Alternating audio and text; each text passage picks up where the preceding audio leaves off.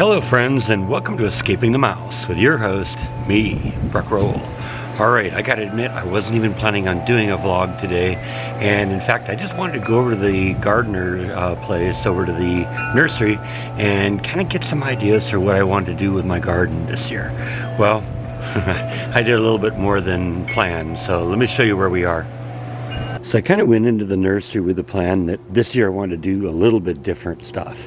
Not just the stuff I've done in the past, tomatoes and jalapeno peppers and something else, and that's the end of it. I wanted to try, I decided this year I wasn't going to do like tomatoes and stuff like that. So I decided I wanted to try two of my favorite things here. And so I got 4 plants each of, this is broccoli down here, and Brussels sprouts in the back. So I'm going to try growing Brussels sprouts and broccoli in this garden this year. And of course we're going to stick to the old faithful on this side. This is going to be the chili peppers again.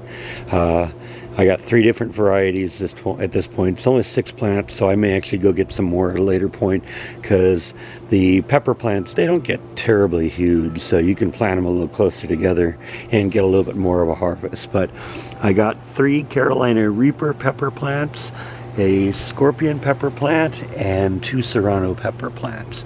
So we're going to put those in the ground and you're going to come along. So I've been spending a little time doing some planning here, figuring out how I wanted this all to work. And based on what they recommend for spacing on the Brussels sprouts over there, they recommend, apparently they tend to be a little bit more bushy, so they recommend that you keep them about 3 feet apart. And so that's what I got there. But when I started looking at the broccoli apparently grows just as tall as the Brussels sprouts, but it doesn't branch out on the side as much, so you can put those closer together. So I was thinking I might get another 4 Brussels sprout plants and put them in this position here. That'll still give plenty of room for the Brussels sprouts back there, and hopefully we'll get a good harvest on both of those. Now in terms of the hot peppers, this is how I've got them planned. I've got the Carolina Reapers in the back, the scorpion pepper here in the middle, and the serranos in the front. Now I started thinking I probably wanted to get a few more, because I just bought basically what they had in the place, and unfortunately maybe I wasn't there on the best day to get stuff, and I got the last of the Carolina Reaper peppers. I could have probably found another scorpion pepper, but I kind of figured I'd put that one out next to that, and then I thought I should have gotten maybe 2 more of the serrano peppers. So it turns out that there's another nursery that's owned by the same company. It's the same nursery, it's just they got 2 different locations. So I'm going to run over to the other location and see if I can fill this stuff in. Alright, so I'm back from the nursery. I actually decided to go to the same nursery I went to a little earlier today, because the truth is, some of the stuff that I didn't get this earlier today wasn't because they didn't have it, but because I miscalculated how many I was going to want. I knew they had, for instance, more of the broccoli, so I found 4 more pieces of broccoli there, so that's how that's all going to lay out. I found 2 more of the serrano peppers. I knew they had additional serrano peppers, so I was able to find 2 more of those. And they did originally have additionals of the scorpion pepper, which is this thing here, but they didn't have any more of them now. I guess they've been a hot seller today. And as a matter of fact, there was somebody else in the store asking where the hot peppers were, and they said, well, usually they're over there on that shelf over there. And he was looking and I was looking, and I said, yeah, it looks like all the good stuff's gone. So I wasn't the only one. They have a whole bunch of like bell peppers and stuff like that. I'm not as into that.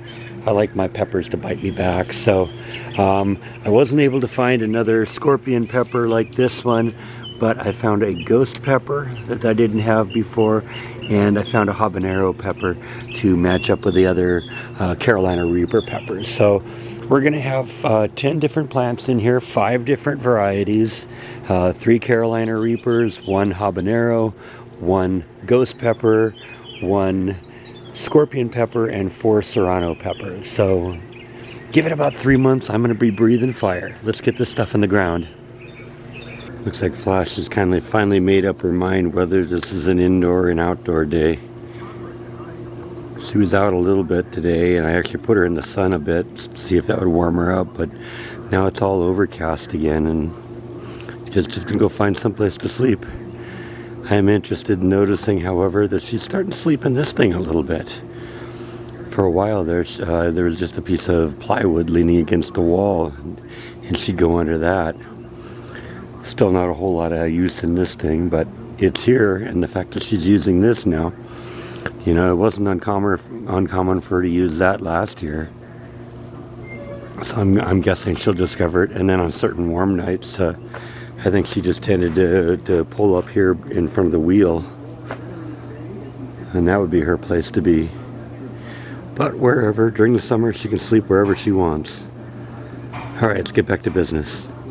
All right, so I got the starting of my garden done here. We got our broccoli over here, our Brussels sprouts in the back. Like I said, I spread those out a little bit because they're supposed to be getting a little bit more bushy, and so they say 24 inches apart. These are probably about 30 inches apart, so they should hopefully do well. These are also slightly taller than these. I put these in the back so that these aren't casting their shadow. You know, the tall one isn't casting a shadow on the short one. Put the tall one in the back, right? And then I got all my peppers in here. And so I got my 4 serranos, my scorpion pepper down here, the habanero up there. No, sorry, that's the ghost pepper. The habanero pepper is that one right there.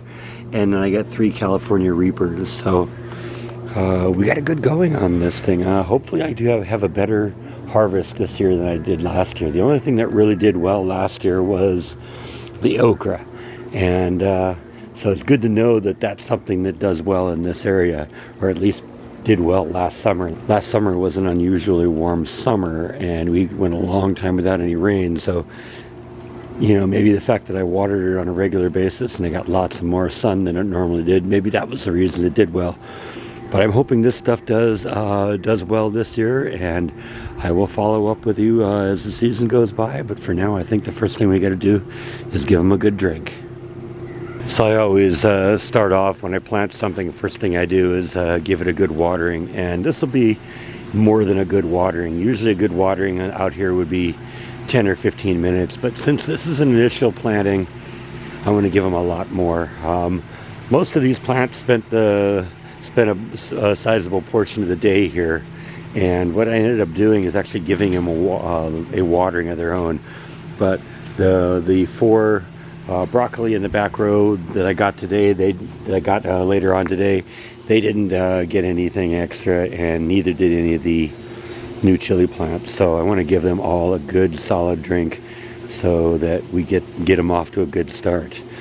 But I think we got the beginnings of a good harvest here. Like I said, I will let you know how things go over the next few months, and be sharing some of my recipes with you that maybe utilize some of the things that I grow in my yard. The pool is doing a lot better, and so that's good news. You can clearly see the pool sweep on the bottom now, and every little branch and stuff that's down there too.